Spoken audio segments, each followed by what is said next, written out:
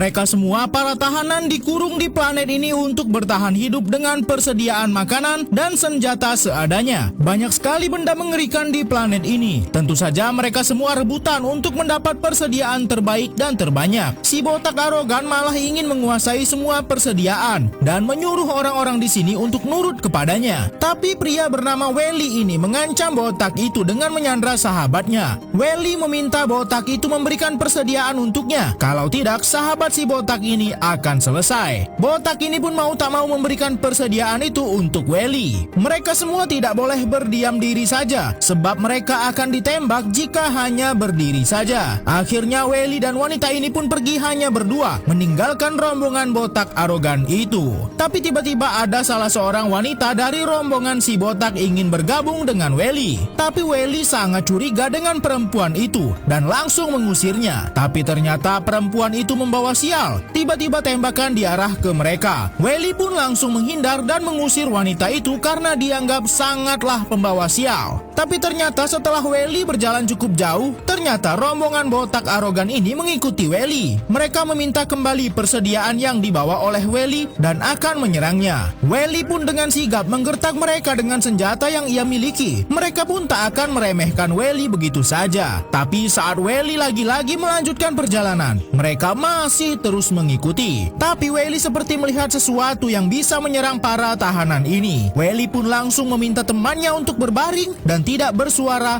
dan bergerak. Sedangkan rombongan botak ini masih tidak menyadari sampai mereka terjebak. Ada akar yang tiba-tiba keluar dari tanah. Akar itu langsung menyerang para tahanan. Bergerak sedikit saja, akar itu langsung menghantam dan menyeret mereka untuk ditarik ke dalam tanah. Tapi untung saja, para tahanan ini diberikan persediaan untuk melindungi dirinya. Mereka langsung memotong akar yang menarik mereka. Tampak di sana ada dua orang yang memisahkan diri dari rombongan. Mereka dari tadi berbaring saja karena mereka tahu jika mereka bergerak akan menjadi santapan akar mengerikan itu. Semua pergerakan tahanan itu diawasi oleh kedua orang ini. Mereka semua akan selalu memberikan kesulitan kepada para tahanan itu sampai tak ada yang tersisa satupun.